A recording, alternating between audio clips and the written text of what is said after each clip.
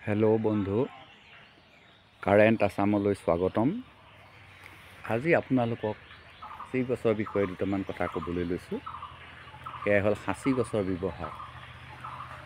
সাঁচি গছনো ক'ত ব্যৱহাৰ কৰা হয়, কিয় সাঁচি গছত ইমান মূল্য, সেই কথাটোকে আজি ক'বলৈ লৈছোঁ।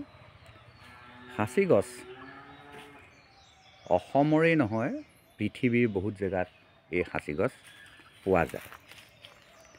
ম্যানমাৰ, মালয়েছিয়া আদি ঠাইতো সাঁচি গছ পোৱা যায়।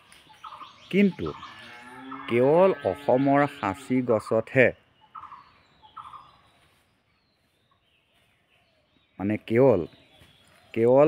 কেৱল অসমৰ সাঁচি গছতহে একুলেৰিয়া মেলাকেনচিছ নামৰ তেল পোৱা যায়। হয় বন্ধু, আপুনি ঠিকেই শুনিছে। কেৱল মাত্ৰ অসমৰ সাঁচি গছতহে একুলেৰিয়া মেলাকেনচিছ নামৰ তেল নিষ্কাশন কৰিব পাৰি। পোকে খোৱা গছ এডালৰ পৰা এনে তেল লাভ কৰিব পৰা যায়।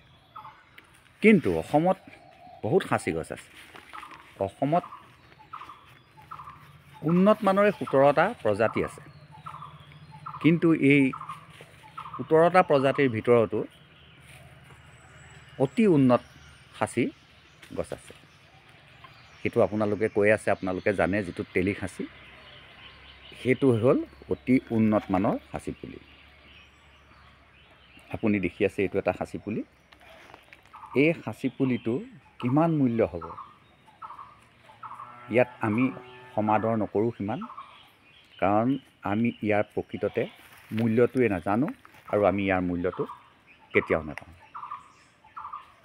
এবাৰ এডাল সাঁচি গছ বিকিছিলোঁ, আজিৰ পৰা প্ৰায় 20 বছৰমানৰ আগৰ কথা। সাঁচি গছডাল বৰ বেছি ডাঙৰো নাছিল। মই কিন্তু সাঁচি গছডালত 50,000 টকা বিচাৰি আছিলোঁ, কিন্তু নাই, কোনেও উঠাব নোৱাৰে। তেতিয়া চাইকেল লৈয়ে ঘূৰি ফুৰিছিলে সাঁচি বেপাৰীবিলাক।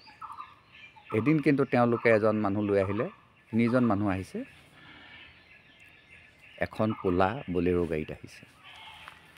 একেবাৰে সোনকালেই আহিছে, ৰাতিপুৱাই আহিছে, আগদিনাই মোক খবৰ দি থৈছিলে। তেওঁলোকে আহি গছজোপা চালেহি, 2জন মানুহে নামি আহি চালেহি, কিন্তু যিজন তেওঁলোকৰ মেইন মানুহ, সেইজন গাড়ীৰ পৰাই নানামিলে। গছডাল মোক 20,000 টকা দিলে। 20,000 দি গছডাল কাটিলে। কাটি টুকুৰা টুকুৰ কৰি চাচি চুচি মাত্ৰ 2টা মোনাত 2 মোনা সাঁচি গছ গাড়ীখনত ভৰাই লৈ গ'ল।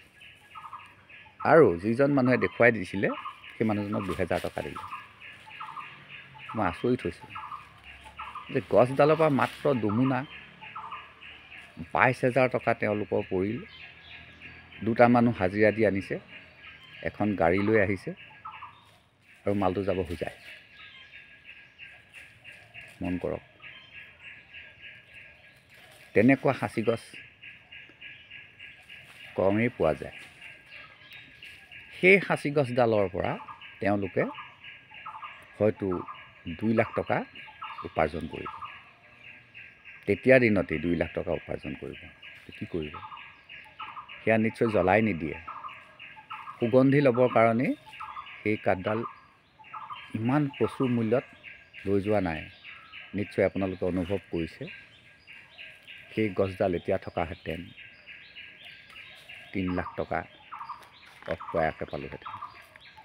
কিন্তু যেতিয়া যিটো মূল্য, তেতিয়াই মই সেইটো মূল্যই পাইছোঁ বুলি ভাবিছোঁ, আৰু মই বৰ আনন্দিত হৈছিলোঁ। আৰু মই এখন মটৰচাইকেল ল'বলৈও সক্ষম হৈছিলোঁ। গতিকে আপুনি মন কৰক, ইমান সাংঘাতিক দামী ঔষধ প্ৰস্তুত কৰা হয়, জীৱনদায়িনী ঔষধ প্ৰস্তুত কৰা হয়। 2 ml ব্যৱহাৰ কৰিব, কিন্তু সেই ইনজেকশ্যনটো 60,000 টকাত বিক্ৰী হ'ব। গতিকে তেনেকুৱা সেই 10,000 বা 20,000 টকীয়া গছডালৰ পৰা কিমানটা ইনজেকশ্যন বনায়, আমাকেই বিক্ৰী কৰিব বা পৃথিৱীৰ বিভিন্ন ঠাইত বিক্ৰী কৰিব, গতিকে সাঁচি গছৰ মূল্য হ'বই।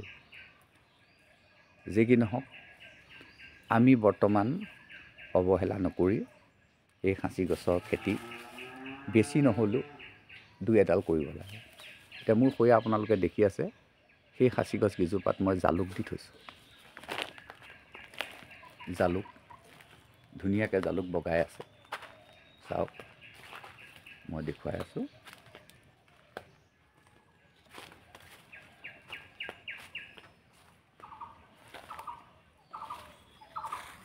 এইজোপা সাঁচি গছ মই একেবাৰে ওচৰৰ পৰাই দেখুৱাই দিছোঁ।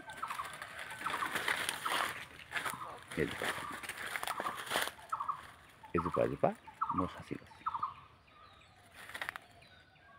ইয়াত মই জালুক দি থৈছোঁ।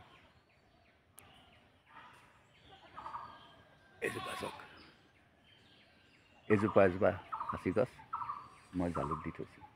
এই প্ৰত্যেকজোপা সাঁচি গছতেই মই জালুক দি থৈছোঁ। মই জালুক কি কাৰণে দি থৈছোঁ আপোনালোকে হয়তো অনুমান কৰিবই নোৱাৰিব। সেইডাল গছত বহুত ডাঙৰ সাঁচি গছ এইডাল, মই ইয়াতো জালুক দি থৈছোঁ। এইকাৰণে মই জালুক দি থৈছোঁ যে বছৰি মই এই গছজোপাৰ পৰা জালুক পাওঁ। অন্ততঃ মই 400-500 টকাৰ জালুক এজোপা গছৰ পৰাই পাওঁ। গতিকে কম দামত মই এই গছডাল নিবিকোঁ। এইকাৰণে নিবিকোঁ